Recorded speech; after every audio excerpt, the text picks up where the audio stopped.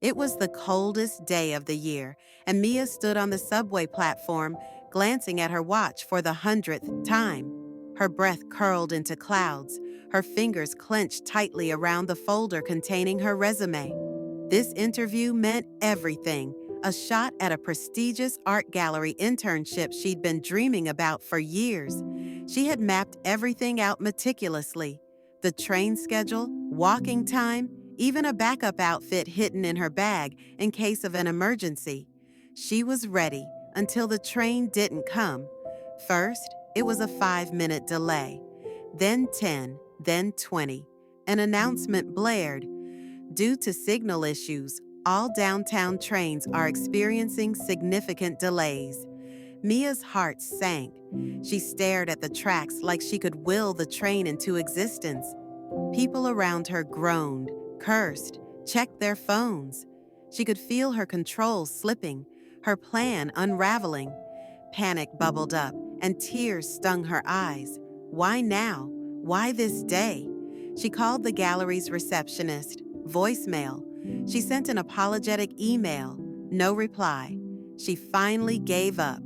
The interview would be over by the time she arrived.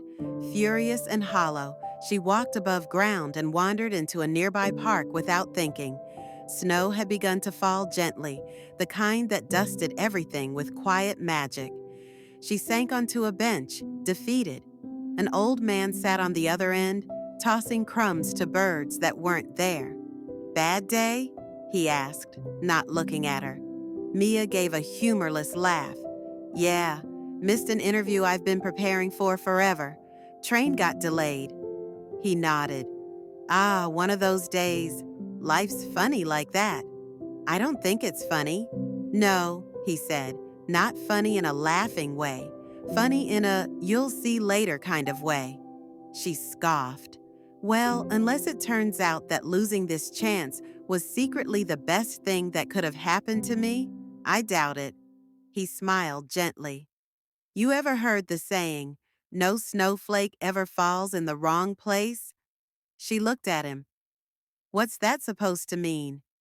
"It means things don't always go according to our plans, but that doesn't mean they're wrong. Snowflakes land exactly where they're meant to, even if it's not where we expect."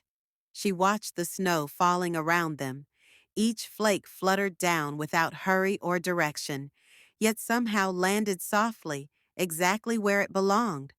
They sat in silence for a while. Eventually, the old man stood and gave her a nod. "You never know. Maybe this isn't the end. Maybe it's the bend."